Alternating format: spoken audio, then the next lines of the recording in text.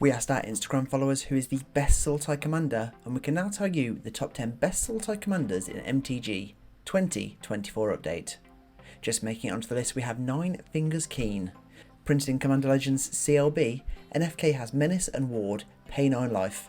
Whenever she deals combat damage to a player, look at the top 9 cards of your library. Put a gate card from among them onto the field. Then, if you control 9 or more gates, put the rest in your hand. Otherwise, put the rest on the bottom of your library. Gates were introduced during the 2012 Return to Ravnica block, and so far we've seen 28 gate cards printed, with new ones still being released as recent as the MH3 Commander block with Talon Gates of Madara. So you bet our NFK decks heavily rely on those gates. Even though we have less than 30 gates to play with, the amount of gate supporting cards throughout the last decade is heavier than you'd imagine. From creatures, artifacts, enchantments and more, we have cards to give our creatures double strike, put counts on them, and of course we can't not talk about the Gate MVP land in Maze's End. Get 10 lands, win the game, it's just that easy. It's just too easy. Moving on to number 9, we have the Mimeoplasm. First printed in the OG Commander Precons, when at ETBs you may exile 2 creature cards from graveyards. If you do, it enters a copy of one of those cards, with a number of +1/+1 counters on it equal to the power of the other card. A few ways to go with this big ooze, the first being All Out Ooze. Surprisingly, we have nearly 50 ooze creature cards in MTG, and with nearly 100% of those falling in our Sultai colours, we have plenty of choice here. Mimeoplasm decks mainly revolve all around that milling. When our commander ETBs, we get to exile 2 cards from graveyards, so the more we mill, the more options we have at our disposal when we can cast the Mimeoplasm. The key part here being that those 2 cards don't have to be just from our graveyard, so getting some group mill as well as some solo mill will triple down the options you could have to choose from. Lastly, if you fancy, play even more ETB copiers, have a big scary army, and stomp your way to victory. Next on the list we have Sidisi Brood Tyrant. Originally from 2014's Khans of Tarkir, whenever it ETBs or attacks, put the top 3 cards of your library into your graveyard. Whenever 1 or more creatures are put into your graveyard from your library, put a 2/2 zombie creature token onto the field. Be ready to potentially see some similar cards to the Mimeoplasm, because those Sidisi decks are all out milling. On average, Sidisi decks can be known to run up to 40 creature cards, some big, some small, some that may give you some recursion option, some to enact even more milling, and plenty more. The more creatures in this 100 card deck, the more chance of hitting that Sidisi trigger when we start going milly-silly with our commander. Play every milling card that we can imagine, trigger Sidisi as often as possible, start creating a big wide zombie army, then overwhelm our opponents with our army of the dead, go to the Winchester and wait for it to all blow over. In at number 7 we have Tatsunari Toad Rider. Released in 2022's goated Kamigawa Neon Dynasty, whenever you cast an enchantment spell, if you don't control a creature named Kaimi, create Kaimi, a legendary 3/3 frog creature token with whenever you cast an enchantment spell each opponent loses 1 life and you gain 1 life. You can also pay to make it and another frog you control semi-unblockable. There's only one route we're going for a deck like this, and you bet it's everything enchantments. Whether they're regular enchantments, enchantment creatures, or auras, we're piling them heavy here to really gain from our commander, with the average Tatsunari deck having between 25 to 30 enchantments in those decks. The bonus here is that with so many enchantments super cheap to cast, and so many enchantments drawing us cards, this is an engine that once it gets going will be really hard to stop. Especially if our commander and frog become super strong and potentially unblockable. I tried to end this section with a frog pun, but I for once couldn't think of anything. Give me your best suggestions in the comments below. That is so lazy! Narrowly missing out on the top half we have Zimon Dena. Printed in 2023's March of the Machine, whenever you draw your second card each turn, target opponent loses 2 life and you gain 2 life. Tap and sack another creature, draw a card. You may put a land card from your hand onto the field tapped. If you control 8 or more lands, repeat this process once. One of the most common themes in a Z and D deck is of course landfall.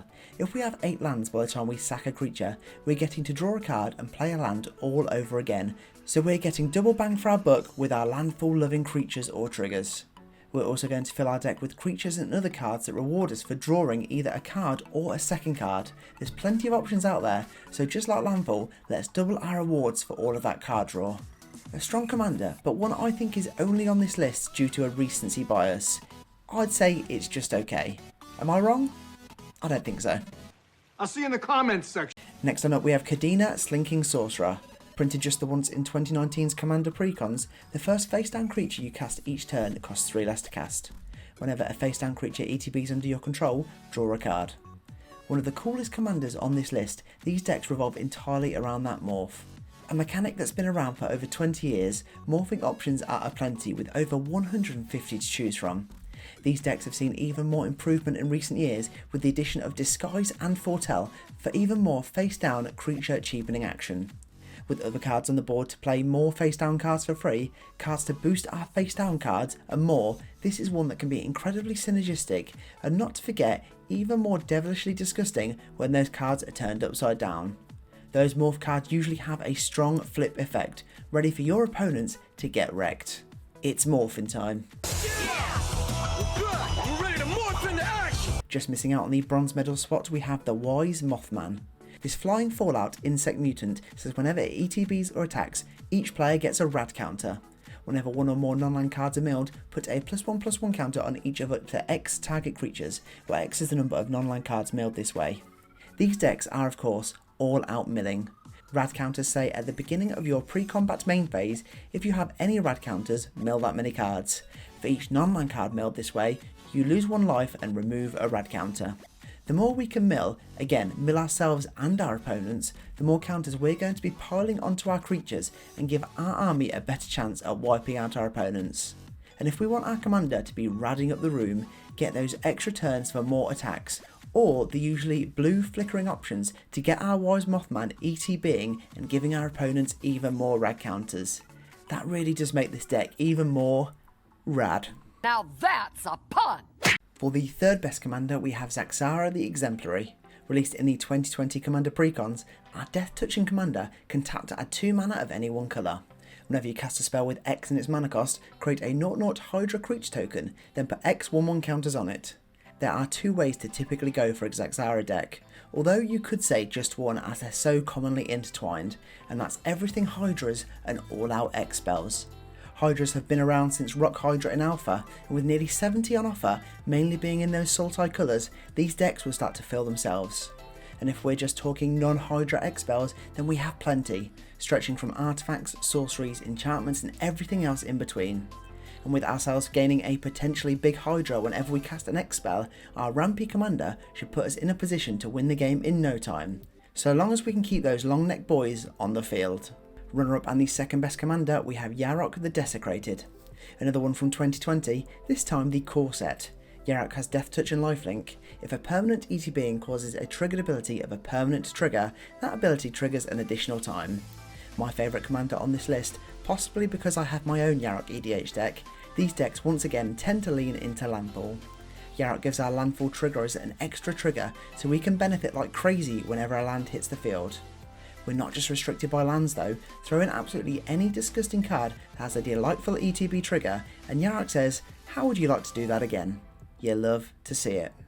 Then to continue getting that value, once again throw in those flickering cards, bring those ETB loving creatures back to your hand and get even more value by playing them again and again.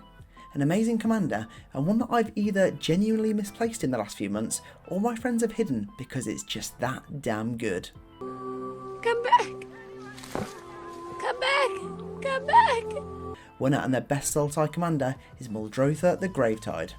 First printed in 2018's Dominaria, during each of your turns you may play up to 1 permanent card of each permanent type from your graveyard.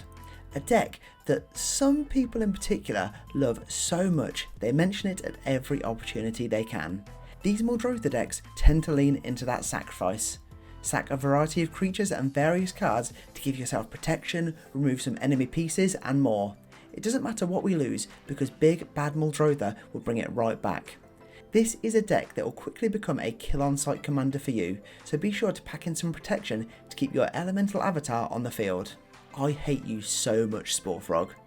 A deck I've played against many times, have seen it at its most disgusting, and one that from experience I can rightfully say is the best Sultai commander in MTG.